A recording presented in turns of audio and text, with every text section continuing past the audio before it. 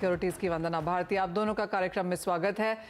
वंदना, कैसे देखती हैं आप आज का कारोबार और आपकी टॉप पिक्स कहाँ होंगी? जी मनीषा, यहाँ पे थोड़ा-सा सेलिंग प्रेशर दिख रहा है एग्री कमोडिटीज़ में और मुझे लग रहा है कि एक काउंटर ऐसा है जहाँ पे थोड़ी-सी यहाँ पे जो बाइंग है वो रिटर्न हुई है, वो है स्पाइसेस।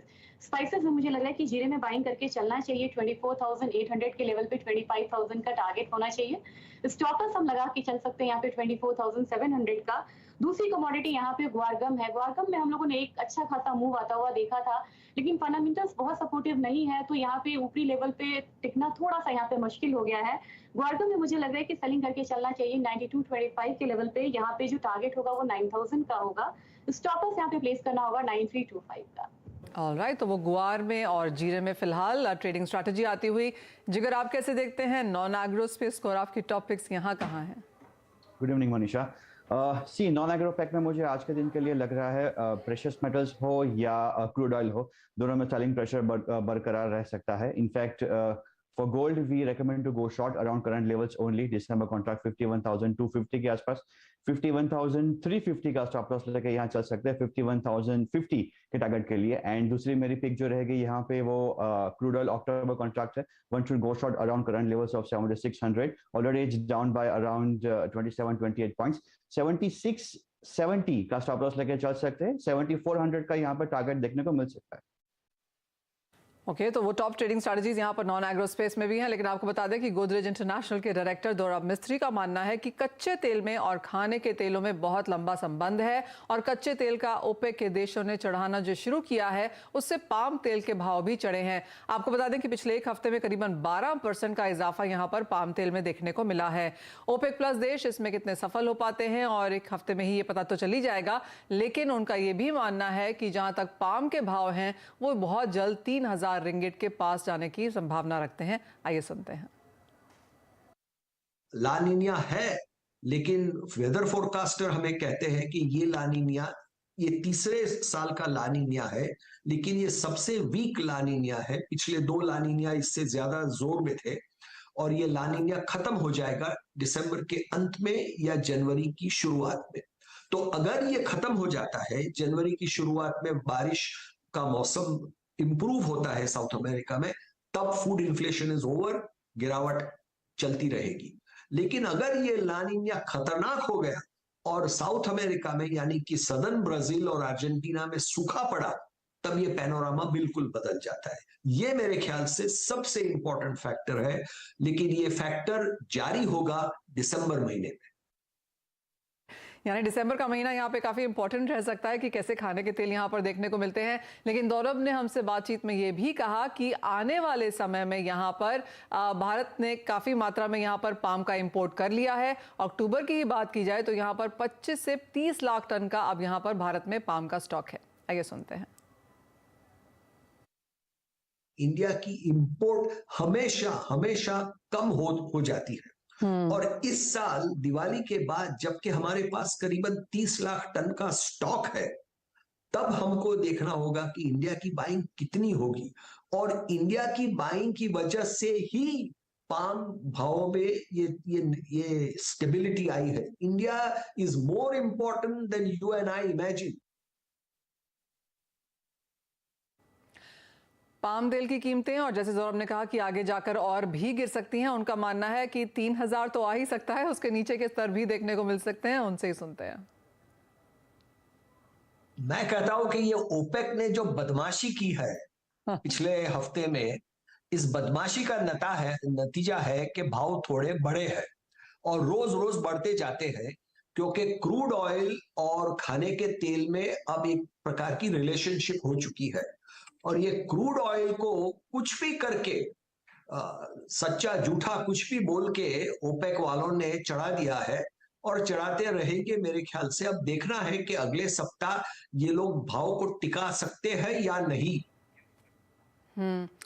साथ ही बात यहाँ पर अब मौसम की कर लेते हैं, क्योंकि यहाँ पर हमने देखा है अच्छी खासी बारिश यहाँ पर जून और सितंबर के बीच में हुई है, और सितंबर खत्म होते तक ही माना यह जाता है कि मॉनसून का जो सीजन है वो खत्म हो चुका है, विड्रॉल आ चुका है। और अगर इस पीरियड की बात करें तो अब तक बारिश यहाँ पर 6.5% नॉर्मल से ज़्यादा हुई है। लेकिन जो प्रॉब्लम है वो अक्टूबर की बारिश को लेकर है, क्योंकि यहाँ पर 1 से 10 अक्टूबर के बीच में 43 से 50% ज़्यादा यहाँ पर बारिश हुई है, जिसका असर हमने क्लियरली खड़ी फसलों पे आता हुआ देखा है। और इसीलिए अगर आप देखें तो कॉटन के भावों में आज भारतीय बाजारों में 2% की तेजी है, लेकिन अंतर्राष्ट्रीय बाजारों में यहाँ पर 2% की गिरावट है। वो इसलिए क्योंकि कॉटन की आवक बाजार में आनी शुरू हो जाएगी। इस बार यूएस की कॉटन ज्यादा मानी जा रही है, तो वहां पर लगातार दबाव बनता हुआ नजर आया है। लेकिन उसके बिल्कुल विपरीत भारतीय बाजारों में हमने कॉटन के भाव यहाँ पर चढ़ते हुए देखे हैं।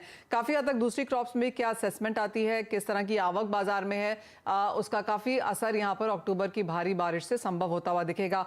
कैसे देखती हैं आप वंदना, स्पेशली ये जो अक्टूबर रेन्स हैं और इसका कितना असर कौन सी फसल पे पड़ सकता है?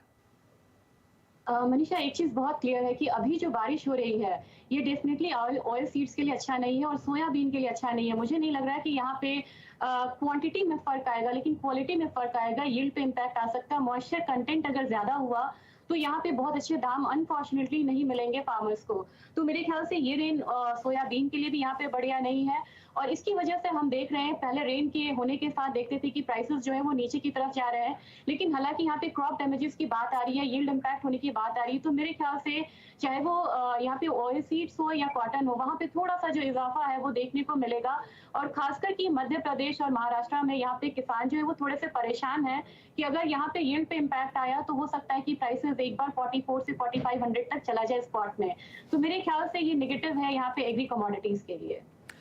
जी हाँ, एब्सोल्युटली। आगे जाके देखना होगा किस तरह की असेसमेंट आती है। आपको सरकार की तरफ से काफ़ी सारी नीतियाँ ऐसी बनी हैं ताकि आपको अवेलेबिलिटी रहे यहाँ पर खाने पीने की चीज़ों की, और बहुत ज़्यादा उसके भाव भी ना चढ़ते हुए नजर आए। तो जो भी यहाँ पर देखने को मिलेगा वो शायद अब दिवाली के बाद होगा। और जैसे हमारे एक्सपर्ट्स ने भी कहा, दौरब ने भी कहा कि नवंबर और उसके बाद दिसंबर इंपॉर्टेंट रहेगा यहाँ पर देखना कि अंतर्राष्ट्रीय बाजारों में मौसम कैसा रहता है, भारतीय बाजारों में कैसी आवक रहती है। उस पर डिपेंड करेगा कि प्राइसेस कहाँ हैं। लेकिन एक और बड़ी हेडलाइन जो आज बनती हुई नजर आई वो क्लियरली रुपया था, जहां पर आज फिर से एक नया रिकॉर्ड लो हमने बनते हुए देखा। एक समय में 82.68 तक आज यहां पर नीचे में स्तर गिरे हैं। रुपया खुला ही यहां पर 32 पैसे की गिरावट के साथ था, और जैसे कि आप देख सकते हैं 82.68 का लो इसने आज यहां पर होल्ड किया है। इस साल में अब तक रुपया 10% तक फिसल चुका है, जो काफी हद तक बाकी एशियन करेंसीज ने किया है उसके साथ साथ ही है। जिगर, कैसे देखेंगे आप रुपये को और क्या एक्सपेक्टेशन है अब इस हफ्ते के लिए? अगर मैं पहले इस हफ्ते की मैं बात करूं तो यूएस एंड इंडिया दोनों के सीपीआई नंबर्स आएंगे। यूएस की फेड की मीटिंग की मिनट्स आने वाली है। From the economic data point of view ये सप्ताह काफी इंपॉर्टेंट है। जैसे कि आपने बहुत सही बताया, 82.68 का आज ऑल टाइम लो हिट किया है रुपये ने, and 10% it has depreciated. RBI, I think I am of the opinion, they sold on Friday also, they came in the market, they intervened, and today also we have seen some sort of intervention by the RBI. पर मुझे लग रहा है ये जो रुपये की weakness है वो थोड़ी बहुत बरकरार रहेगी। फ्राइडे को जो यूएस के नॉन फार्म पेरोल नंबर्स आए थे वो सपोर्ट किया था डॉलर इंडेक्स को, एंड क्रूड ऑयल में भी हमने फ्राइडे को 4.5-4.7% का एक रैली देखे थे। So these are the negatives for rupee. That's why we have seen a gap up opening today and the prices are trading with the weak momentum. मुझे लग रहा है थोड़ा बहुत यहाँ पर सेंटीमेंट 83.5 के आसपास स्टेबलाइज होना चाहिए। थोड़ा बहुत यहाँ पे और भी पेन है रुपये के पॉइंट ऑफ व्यू से मैं बोलूँ तो from current levels I think अगर थोड़ा सा डिप मिलता है, if I talk about the spot levels 82.3 82.2 के आसपास आता है, वन शुड गो लॉन्ग।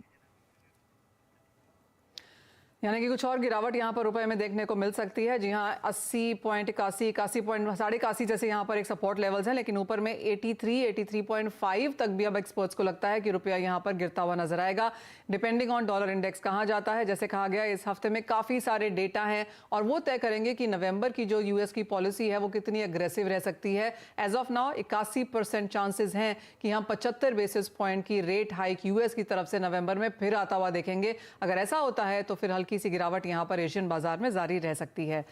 लेकिन इसी के साथ एक ब्रेक के लिए रुकेंगे, जब लौटेंगे तो जोड़ेंगे दर्शकों को अपने साथ, लेंगे उनके भी सवाल।